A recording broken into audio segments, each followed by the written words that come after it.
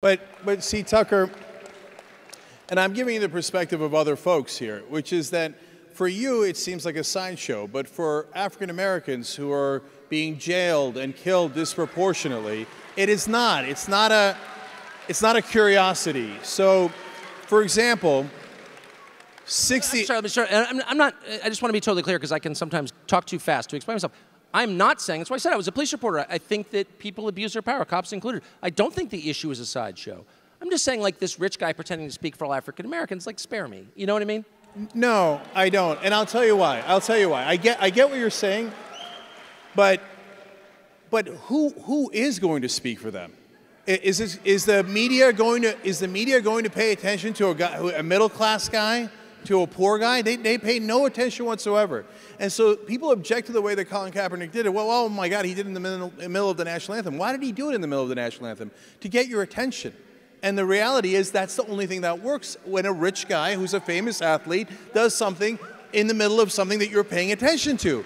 And so now we should have that conversation about police brutality against African Americans. Perfectly done by Colin Kaepernick. But, I mean, that's sort of a fair point in that there are symbolic figures who call attention to an important issue who haven't mastered the details. I mean, I get that. I mean, I don't think that Rosa Parks was like an expert on the Civil Rights Act, but that doesn't make her less powerful a symbol or less important a figure in American history. So I think that's a fair point. I guess what I'm saying is we haven't had that conversation about police brutality and race at all. Because everyone's so freaking terrified to say anything that no one can talk about anything. You have to sort of just nod and be like, oh yeah, whatever the piety of the day is, I'm totally on board. Mr. Commissar, oh, completely. I don't disagree in any way. I'm not going to ask any questions because I'd be disobedient. You will punish me. It's like we don't have real conversations because people are terrified they're going to be punished if they have the conversation. So the first question I would ask is a database question, which shouldn't scare any of us. The facts should never scare us. There are three basic things that need to be said here. One, Colin Kaepernick's kneel down during the national anthem was peak stupid. It was just dumb. It was dumb then, it was dumb now, and you're protesting the wrong thing. Our nation is not responsible for the police force. That would be your state, local, and municipal governments. We don't have a national police force, okay? So protesting the flag is dumb, just right off the bat. So we can agree on that.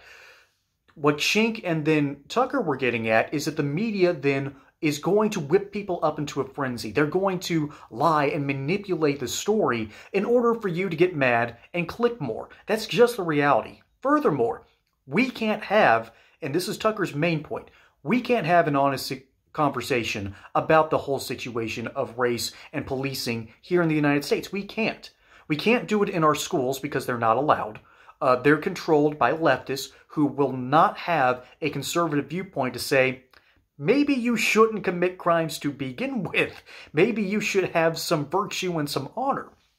And on the other hand, it's tough to say that in conservative circles that you just need to submit to the police because the police get things wrong all the time. We're a nation of 330 million people. We are very decentralized. There's going to be problems. There's going to be cracks. And the biggest issues are local. They're across the country, but they're local in nature. And so Tucker wants to bring up this point, but he really can't because the moment you bring up crime statistics at all, you are shut down immediately. Which again is this overarching point. We can't have an honest conversation until we start admitting a few things. And for the right, that means that the police aren't always right. And for the left, maybe. Maybe people need to start taking some responsibility, and maybe responsibility for their own communities, bad actions, and bad actors.